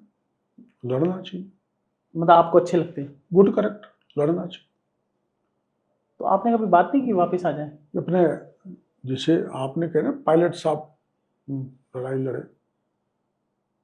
और हनुमान बेनीवाल तो किसान के बेटे हैं, वो दोनों लड़ाई लड़ रहे हैं, तो मेरे को बहुत अच्छे लगते हैं पायलट साहब भी और ये बेनीवाल जी भी। और डोटासरा भी लड़ते रहते हैं, बेशक मेरी उनसे विचारधारा नहीं मिलती, पर जो सड़क पे खड़ा होकर लड़ता है, whosoever it is, मैं उसको बहुत अच्छी तरह पसंद करता हूँ। डोटासरा ने कौन सी लड़ाई लड़ी? वो तो कह रहे हैं कि खाली एक तेजा सुपर डुपर गाना लगा के और वो गमछे हिला के चुनाव। तो मैं भी नचता रहता हूँ, वो तो एक लोक गीत है, उसमें पब्लिक के बीच एंजॉय करना चाहिए। पब्लिक जो जिस उसमें खुश रहे उस हाल में रहना चाहिए। नाचना आपको अच्छा लगता मेरे को भी नचा देते हैं। आपको अच्छा लगता है नाचना? अच्छा लगता है? लोक गीत हैं, गांव के गीत हैं, कोई नचाता है तो उसमें नच जाना चाहिए। लोग प्रसन्न रहने चाहिए, अच्छा हैप्पी इंडेक्स बढ़ेगा। हैप्पी इंडेक्स बहुत जरूरी है, आजकल हार्ट अटैक बहुत हो रहे हैं। ये हार्ट अटैक का कारण क्या मानते हैं? आप तो डॉक्टर हैं। वही रेगुलर डाइटरी हैबिट्स, भाग दौड़, तनाव, डिप्रेशन, टेंशन, झगड़े, ऊट पटांग खान पान, लाइफ स्टाइल बदल गई। Stress level. पहले पहले किसान का बेटा खेत में काम करता, मशीनरी आ गई और इतना एडल्ट्रेशन हो गया हर चीज में, इसलिए बीमारियां ही होंगी, हार्ट अटैक भी होगा और क्या होगा। एक सर, कोटा में जो छात्र है सुसाइड अभी भी कर रहे हैं, कोई सरकार आती है सुसाइड वो फिक्स रहता है, क्या लगता है क्या बदलना चाहिए? इसमें कुछ बहुत वास्तव में बहुत आंकड़े बढ़ रहे हैं, विशेषकर कोटा में। तो सरकार को कोई मैकेनिज्म ऐसी डेवलप करनी चाहिए, कारण पता लगाना चाहिए क्या है। केवल बच्चे के दिमाग पे वजन कम है ये एकमात्र कारण नहीं होता है, मैं जो सोचता हूँ। It may be one reason, और दूसरे कुछ न कुछ कारण है, उसको टटोलना चाहिए, इस पर कमेटी सरकार को बनानी चाहिए। नहीं तो जो प्रदेश देश के दूसरे भागों से जो लोग आते हैं उनका विश्वास उड़ जाएगा। क्या आपको लगता है इसके पीछे कारण ये है कि मान लीजिए मेरा बच्चा है और मैं वो लेना चाहता है साइंस, मैं उसको दिला रहा हूँ आर्ट्स? ऐसा नहीं है, जो मेरे को पता लगा वो ये है कि जो हाई परसेंटेज के बच्चे हैं उनकी क्लास अलग लगती है। अब अपन 3 लोग हैं, आप क्या नाम से अपन दोनों, मेरे को तो सिलेक्ट कर लिया, चलो तुम उस क्लास में पढ़ोगे, फलाना टीचर पढ़ाएगा, और आपको बाहर कर दिया तो आप तो डिप्रेशन में आओगे। अरे जहाँ पर आपको कमजोर है तो उस क्लास टीचर को, उस कोचिंग को, उसको आपकी कोचिंग इंस्टीट्यूट पढ़ने इसलिए आया है कि उसका स्तर डॉक्टर कोड़ीलाल के बराबर हो, और आप दोनों को बाहर करके दूसरी क्लास में डाल दिया, कमजोर टीचर को दे दिए, तो आपके तो कहाँ से पढ़ेगा? जो मेरे को पता लगा अंदर की बात, the toppers they are highly educated बच्चों की अलग क्लास लगती है। ओके। अब 100 आदमियों ने भर्ती लिया है, इन्फिनिटी कॉम्प्लेक्स, फिर कॉम्प्लेक्स डिप्रेशन में आएगा। तो ये तो 100 में कोचिंग अगर वाले जो माफिया हैं कोचिंग, 100 अगर बच्चे हैं उनमें से 25 को छांट के अलग टीचिंग कर दी, उनके आधार पर उन्होंने नाम हो गया फलाना फलाना ये और वो, और 80 तो बेचारे भुगत रहे हैं, डिप्रेशन में जा रहे हैं। आप उनको एजुकेशन का वो स्तर नहीं दे पा रहे जो 20 को दे रहे हो, 80 तो डिप्रेस्ड हो गए उससे। ये बड़ी बात है जो मेरे को किसी ने बताई, आत्महत्या करने, और भी कोई कारण हो सकता है। एक सर आपने पिछली तो ये जो डिस्क्रिमिनेशन कोचिंग वाले कर रहे हैं उसके लिए सरकार को सख्ती से कदम उठाना चाहिए। एक अंतिम सवाल है सर, उसके बाद रैपिड फायर। किसान सर, पिछली सरकार में आपने बहुत आंदोलन किए कि किसानों की जमीन कुर्की हो रही है, कर्जा माफी, राहुल गांधी भी है 1 2 3 4 5 6 7 8 9 10 तक गिनती गिनी, फिर भी कुछ नहीं हुआ। आपने बहुत आंदोलन किए, आपने हर मुद्दे पे राहुल गांधी को भी घेरा, कांग्रेस को भी घेरा, करने नहीं दिया ना। अब कहाँ हो रहे हैं सर? अभी भी करने नहीं दिया। मोदी जी 3 कृषि कानून ऐसे लाए थे जिससे किसान की आय दोगुनी होती, किसान मार्केट में सुरक्षित तो होता। मंडियों के कानून अब ऐसे हैं जो बिचौली उनको लूट रहे हैं, खा रहे हैं, तो वो बहुत किसान के हित में थे जिसको आने नहीं दिया। अब स्टेट में कुछ ऐसी स्कीम्स ला रहे हैं, मेरे कृषि विभाग में भी ऐसी, जिसको हम सबसे ज़्यादा से ज़्यादा सब्सिडी देने की कोशिश करेंगे ताकि किसान की आर्थिक स्थिति सुधरे। तो आपको लगता है कि जो अभी भी कुर्की हो रही है वो रुकनी चाहिए किसानों की? हाँ, कुर्की क्यों हो? किसान की जमीन हमारी जिम्मेदारी है। डॉक्टर करुणलाल मीणा किसान के साथ खड़े हैं, उठाएंगे आवाज? खड़ा ही हूँ, मैं कृषि मंत्री हूँ। अभी तो आप कह रहे थे इस्तीफा दे दिया। हाँ, दिया हुआ हूँ, लेकिन मैं कृषि मंत्री रहते हुए मैंने एक ही दिन में 50,000 पीएम कुसुम योजना के कनेक्शन दिए हैं। अच्छा। तो किसान आत्मनिर्भर होगा कि नहीं? जिस किसान के वहां बिजली नहीं पहुंच सकती, पहाड़ी एरिया है, पहुंचे तो बड़ी महंगी पहुंचे, उसको 3.5 horse power, 5 horse power, 7.5 horse power, 10 horse power सकते पीएम कुसुम योजना के 50,000 कनेक्शन एक ही दिन में दिए हैं। तो किसान आर्थिक रूप से मजबूत होगा। डॉक्टर साहब, आप में ऐसा क्या सब्सिडी दी है 65%।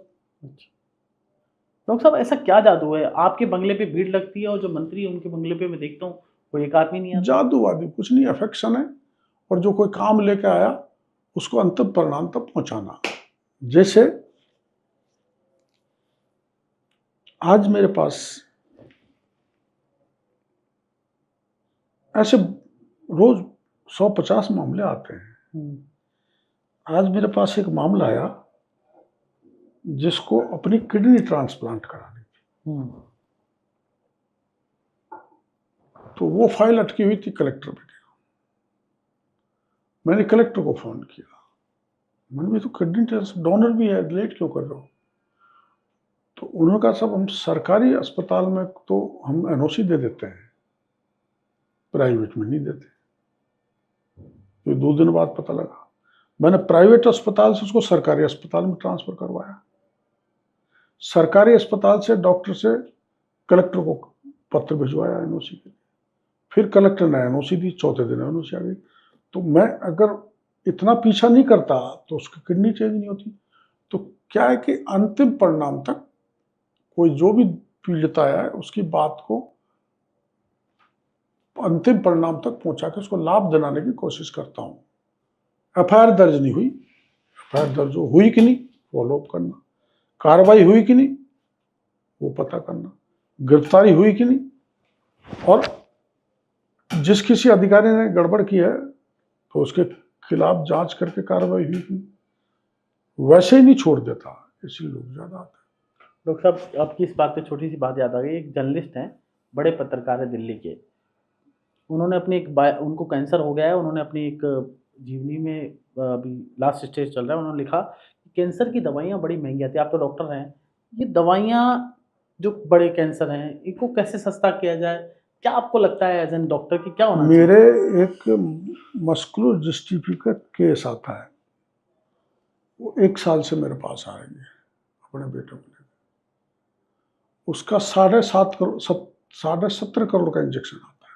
17.5 17.5 करोड़ का 17 करोड़ का।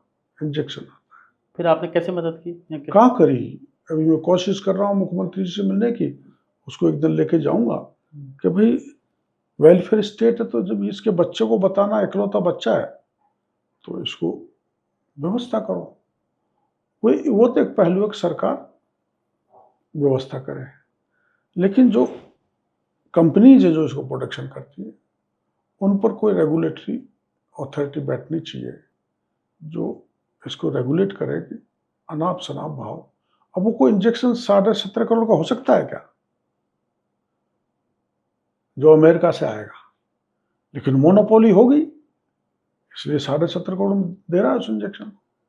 तो कोई न कोई रेगुलेशन ये जो उत्पादन करती है कंपनियां उन पर होना चाहिए, ताकि आम लोगों को इतना आर्थिक बोझ नहीं आना चाहिए, महंगाई मेडिसिन में नहीं होनी चाहिए। ये जो एलोपैथी का जंजाल है, बड़ा नेक्सस है, बाबा रामदेव भी जिसमें फंस गए, क्या लगता है ये करप्शन आपको लगता नहीं है एज एन डॉक्टर कि यार ये खत्म होना चाहिए? एलोपैथी का इतना बड़ा आम व्यक्ति को लूटा जा रहा है, इतना बड़ा नेक्सस है, गरीब आदमी। वो तो अलग बात है, लेकिन नकली दवाएं, अडल्ट्रेटेड, बड़ा मामला, इसको चेक करने में बहुत ताकत लगानी पड़ेगी। लास्ट 10 फायर, रैपिड फायर, एक एक मतलब तुरंत तुरंत आपको जवाब देने। आप अपना आइडियल किसे मानते हैं डॉक्टर साहब? स्वामी विवेकानंद। आप सबसे ज्यादा प्यार किससे करते हैं परिवार में? प्यार किससे करते हैं? सभी से करता हूँ, कोई डिफरेंस नहीं, पर गोलमा से करता हूँ। ज्यादा करते हैं गोलबाजी से? आपका ख्याल जितना रखती पति पत्नी का होता है, ख्याल रखती हैं आपका पूरा पूरा? मैं उनका, वो मेरा। आप उनको डांटते हैं, वो आपको डांटती हैं? नहीं, हमें कभी ऐसी नौबत नहीं आएगी। आपका खाने में क्या पसंद है आपको सबसे ज्यादा? मेरे को दाल रोटी। फिर भी कुछ डिश? वहाँ कुछ नहीं, दाल रोटी जो कुछ मिल जाए। घूमना कहाँ पसंद है? मॉर्निंग रोज घूमता हूँ। मॉर्निंग पहले वॉक? मैं मेडिकल कॉलेज में था 80 तक, मैं रोज संघ की शाखा पे जाता था। राजनीति में आने के बाद वो आदत छूट गई, तो पहले 7-8 किलोमीटर घूमता था, आजकल 5-5.5 किलोमीटर घूमता हूँ रेगुलर, योगा करते हैं? यदा कदा। आपका मतलब बेस्ट फ्रेंड जो दोस्त बोलते हैं, किसे मानते हैं आप? या कोई ऐसा मित्र जिसकी याद हमेशा आती हो? मेरा सबसे बड़ा दोस्त है गरीब दीनहीन। कौन? गरीब दीनहीन। गरीब आपका दोस्त है, तो डेली आते हैं आपके पास लोग? कितने लोग अमूमन आ जाते हैं, मतलब टेंटेटिव एवरेज, ये मानो एवरेज 500-600। ओपीडी 500-600 की आपकी मतलब? ओपीडी 500-600 की। महीने में मैं 20-22 दिन घूमता हूँ, 400 किलोमीटर रोज। अच्छा। परसों में 500 किलोमीटर घूमा, तो डॉक्टर साहब के पास तरसों में 400 किलोमीटर घूमा। डॉक्टर साहब के पास ओपीडी मरीज आते हैं, और जब ग्रामीण क्षेत्रों में घूमता हूँ जो ओपीडी 1500 तक पहुंच जाती है। डॉक्टर साहब के पास ओपीडी मरीज आते हैं, तो आपका मतलब रेशो क्या है, मतलब सक्सेस रेशो क्या है उन मरीजों का 500 में से? अब ये मतलब ऐसा है, 50% तो ऐसे हैं जिनको इमीडिएटली, जैसे भाई कलेक्टर को फोन करना, एक्शन को करना है तो उनको हम निपटा देते हैं। जो पेंडेंसी वाले मामले हैं उनको हम पत्र लिख देते हैं, कह देते हैं, उनको परस्यू करते रहते हैं। 50% 60% आराम से। करुणलाल जी, 2 लीडर आपको आज तक कौन से अच्छे लगे जिनसे आपने प्रेरणा ली हो, सीखने को मिला हो? 2 लीडर मेरे को पंडित दीनदयाल उपाध्याय और सरदार वल्लभ भाई पटेल। क्या सीखने को मिला? पंडित दीनदयाल उपाध्याय की जो सिंपलिसिटी थी और बड़े विचारक थे, चिंतक थे, देश और समाज के बारे में सोचते थे। एक बार उनको ये कहा गया कि आप ब्राह्मण बाहुल सीट से चुनाव लड़ दो। उन्होंने कहा मैं बेशक हार जाऊं लेकिन जाति के आधार पर चुनाव नहीं लड़ूंगा। वो राष्ट्रवादी थे, मैं तो उनको महापुरुष मानता हूं, जिन्होंने एकात्म मानववाद का सिद्धांत दिया जो आज दुनिया को दिशा दे रहा है।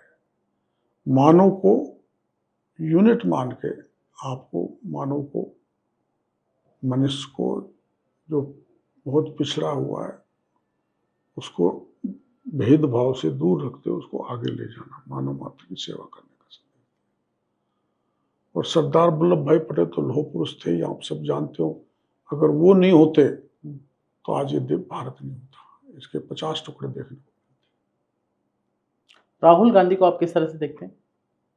राहुल गांधी अब थोड़ा लगता है कि मैच्योरिटी आने लगी है, नहीं तो पप्पू ही थी। और मोदी जी को मैं बहुत लाइक करता हूं। उन्होंने जो देश को आगे बढ़ाया है, किसी प्रधानमंत्री ने वैसे देश को आगे नहीं, बिगड़ी हालात से देश को आगे ले जा रहे हैं। और उनके पीछे जैसे कुत्ते के, हाथी के पीछे कुत्ते भौंकते, हाथी चलता रहता है, वो परवाह नहीं करता, वैसे ही परवाह नहीं करके देश को आगे ले जाने का संकल्प ले रखा है और आगे ले जा रहे हैं। डॉक्टर साहब, आपको गाड़ी कौन सी अच्छी लगती है? मतलब गाड़ी कोई ऐसी गाड़ी, बाइक, क्या अच्छा लगता है वाहन में? देखो मैं चलाना तो जानता नहीं। बाइक तो आती है? बाइक आती थी, अब बुढ़ापे में क्या चलाएं। वाहन चालक होता है, जो वाहन मिल जाता है चल देता है। किसी में बैठ लेते हैं आप? हाँ, पर मैं अच्छी गाड़ी पसंद करता हूँ। कपड़े अच्छे होने चाहिए, गाड़ी अच्छी होनी चाहिए। लाडी तो है ही गोल में। लाडी है, गाड़ी अच्छी होनी चाहिए। और डॉक्टर साहब, आपको मतलब अपने जीवन में ऐसी कोई जगह जो आपको बहुत मनमोहक लगती हो, पसंद आती हो कि यहाँ पे आके मजा आता है? मैं हरियाली, प्रकृति को बहुत प्यार करता हूँ। जैसे ऋषिकेश है, उत्तराखंड के जंगल हैं, मेरे को बहुत पॉजिटिविटी मिलती है हरिया जंगलों में। राजस्थान में उदयपुर को पसंद करता हूँ। उदयपुर को आप पसंद करते हैं? पूरा उदयपुर देख लिया आपने? झील है वहाँ के, हरियाली, इंटीरियर में, आदिवासी इलाके में। शहर के चारों तरफ तो हरियाली उजाड़ दी, लेकिन Udaipur is a good city. Rajasthan का ऐसा कौन सा नेता है जिससे आपको बड़ी प्रेरणा मिली कि हाँ ठीक है यार, ऐसा हो मुझे बनना है? जब आप कुंभाराम आर्य। कुंभाराम आर्य कौन थे? नेता थे, बड़े मजबूत थे, जाटों के। क्या सीखने को मिला उनसे आपको? वो दरअसल में जनता पार्टी में आए थे, पहले कांग्रेस में हुआ करते थे। उनके बारे में सुना है, दर्शन जरूर किया। तो पढ़ते थे फर्स्ट ईयर में, जब देखा था उनको, मजबूत नेता थे। किसी बात को मजबूती से रखना और उसको न्याय दिलाना। जो न्याय की जो प्रेरणा है आपको वहीं से मिली, मतलब मजबूती की।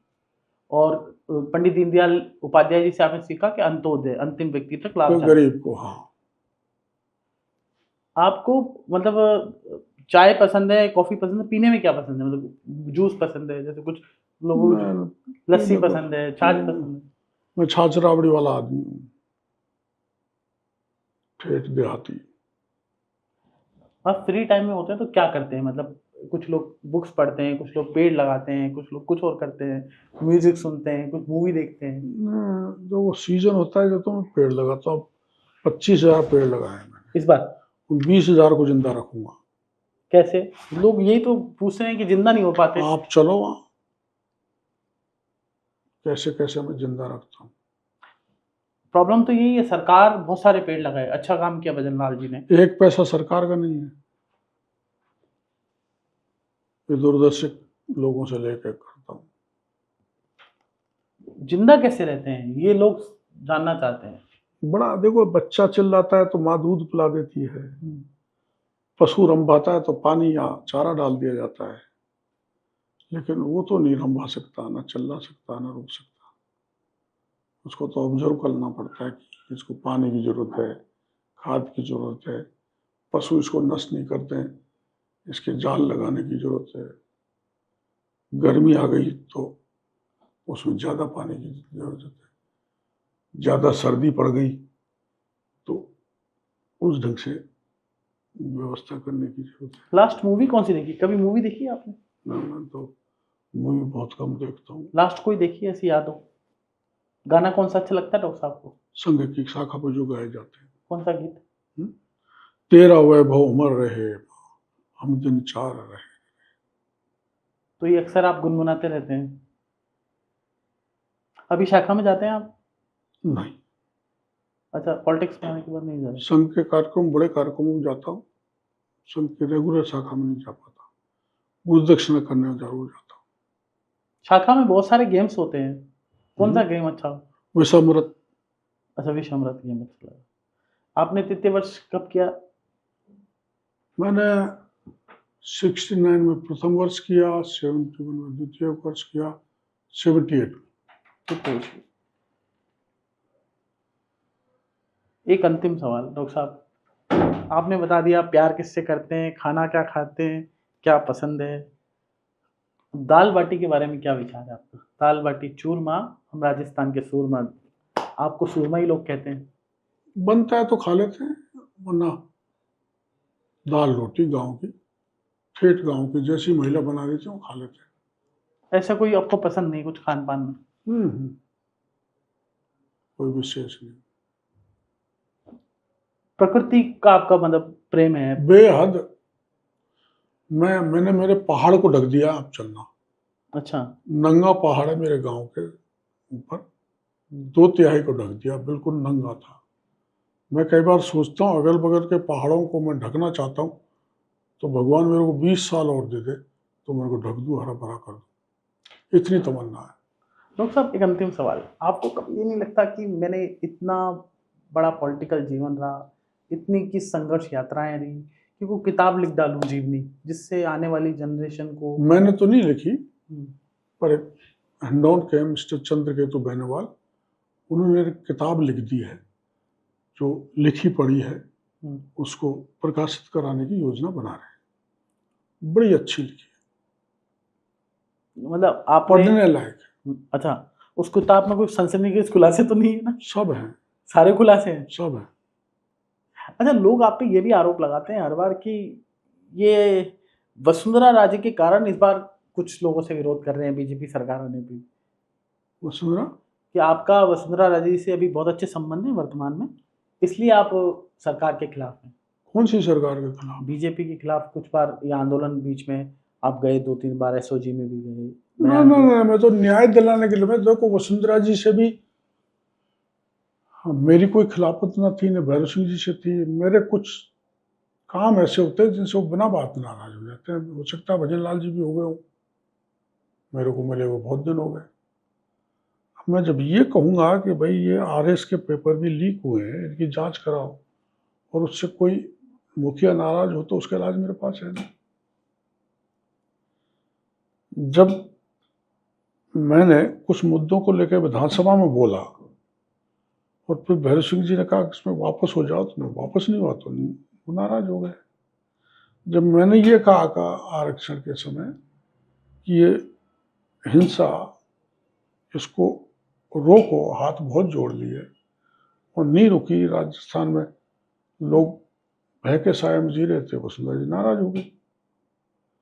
तो मैं जो है, नाराज होने के उनके वैसे कारण हो सकते हैं, उनके विरोध में पार्टी या सत्ता विरोधी काम मेरा नहीं है।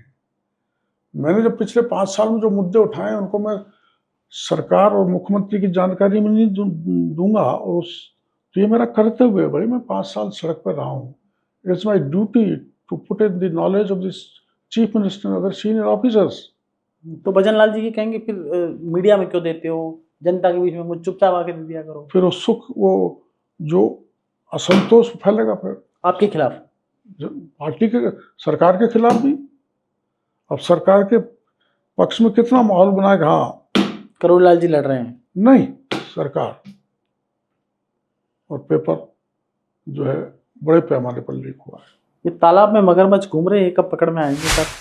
अभी तो समय तो लगेगा ही, लेकिन पकड़ लेंगे।